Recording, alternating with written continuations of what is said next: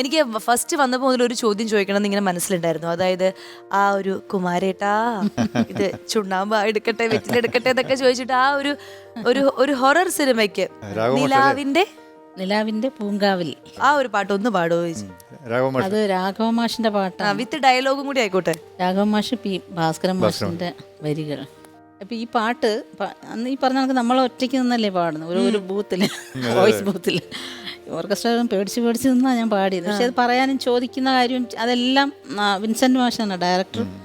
അദ്ദേഹം പറഞ്ഞു തന്നെ എങ്ങനെയാണെന്നൊക്കെ. നിലാവിന്റെ പൂങ്കാവിൽ നിശാപുഷ്പഗന്ധം,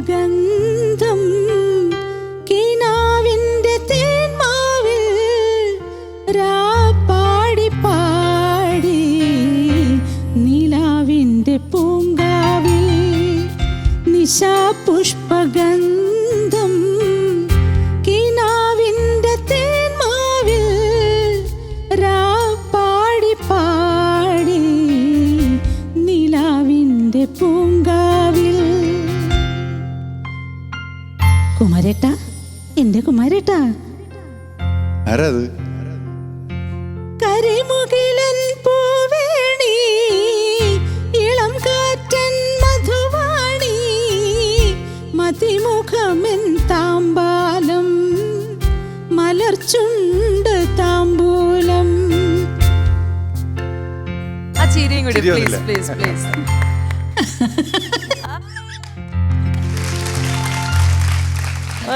പക്ഷെ നമ്മള് മലയാളികൾ എല്ലാവരും പേടിച്ചിരുന്നത് ഈ പാട്ട് കേട്ടായിരുന്നു. ഇത്രയും പാവ ഒരു ചേച്ചിയാണ് അത് പാടിയത്. നമ്മൾ അന്ന് അറിഞ്ഞിരുന്നെങ്കിൽ ചിലപ്പോൾ ഇത്രയും പേടിക്കില്ലായിരുന്നു അല്ലേ.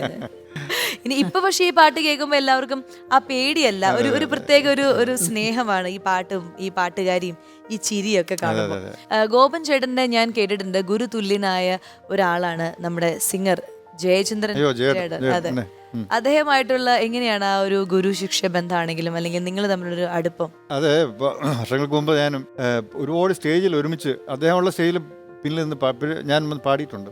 ഞാൻ അദ്ദേഹത്തിന് അടുക്കാൻ പോയിട്ടില്ല, ദൂരെ നിന്നിട്ടേ ഉള്ളൂ, ദൂരെ നിന്ന് കണ്ടിട്ടേ ഉള്ളൂ. എനിക്ക് പേടിയാണ്, വാസ്തവത്തിൽ ഭയമാണ്. പക്ഷെ ചേട്ടൻ നല്ല മനസ്സാണ്, നല്ല മനസ്സാണ്. പക്ഷെ പെട്ടെന്ന് ചൂടാവും, പെട്ടെന്ന് ഇറിറ്റേറ്റഡ് ആവും. പക്ഷെ അന്ന് എല്ലാ ഗായകരും ഒന്ന് അദ്ദേഹത്തെ കാണുന്ന സംസാരിക്കുകയും നമസ്കരിക്കും. പിന്നെ റെക്കോർഡിംഗ് സ്റ്റുഡിയോയിൽ, ആകാശവാണിയുടെ റെക്കോർഡിംഗ് സ്റ്റുഡിയോയിൽ അദ്ദേഹം വന്ന് പാടുമ്പോഴൊക്കെ ഞാനുണ്ടാവും കൂടെ.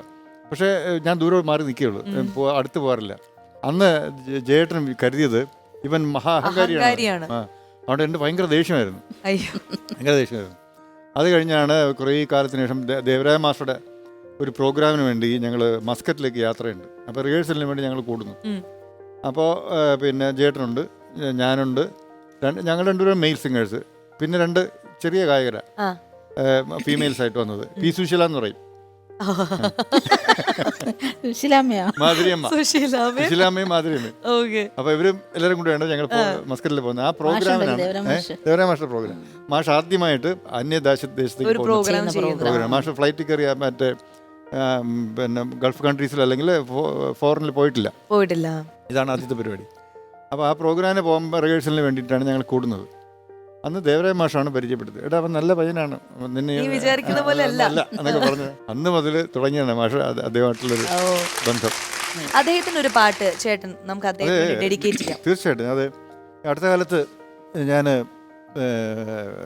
ഗുരുവായൂരപ്പൻ്റെ ഒരു പാട്ട് ഞാൻ കമ്പോസ് ചെയ്തിരുന്നു. അത് അദ്ദേഹം തന്നെ പാടിയത്.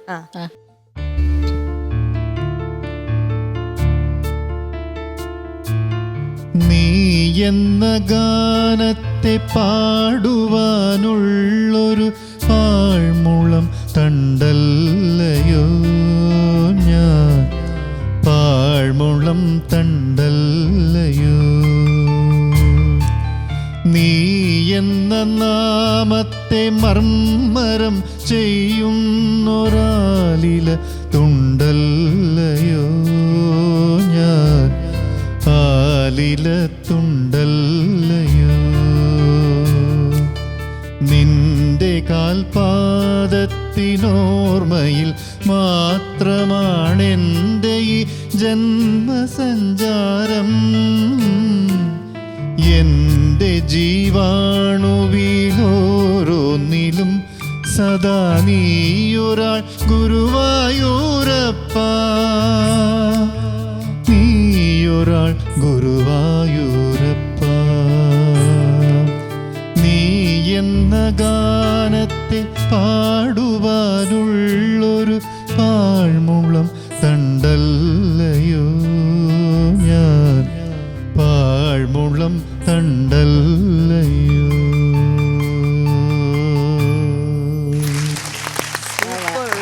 ഹരിനാരായണനാണ് ഇത് എഴുതിയിരിക്കുന്നത്. B K Harinarayanan.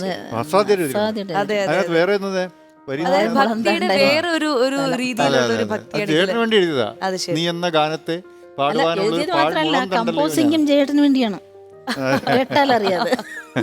അതെ അതെ അതിനകത്ത് ചേട്ടൻ. അതായത് നിദ്ര വരാത്തൊരു പാതിരാവിൽ വന്നു തട്ടി ഉറക്കുന്ന തോഴൻ, അതുപോലെ തന്നെ മരണത്തിലും വന്നു മുറുകെ പിടിക്കുന്ന പരമേക ബന്ധു ശ്രീകാന്തൻ, നീ എന്ന ലിറിക്സിന്റെ അതെ അതെ അതെ അതൊരു പ്രത്യേക സുഖമാണ് കേട്ടോണ്ടിരിക്കാൻ. ചേട്ടൻ എന്ത് എങ്ങനെ പാടിയെന്ന് പറഞ്ഞാൽ എനിക്കത് വാക്കുകൾക്ക് അതീതമാണത്. അതാണ് ഞാൻ ചേച്ചിക്ക് അതും വിഷ്വൽ ചെയ്യാൻ ചെയ്യാൻ പറ്റുന്നുണ്ടല്ലേ? പറ്റുന്നത്. അതാണ് ഞാൻ പറഞ്ഞ ചേട്ടന് വേണ്ടി ഉണ്ടാക്കിയ പാട്ടാണെന്ന് പറഞ്ഞതാണ്. അതെ.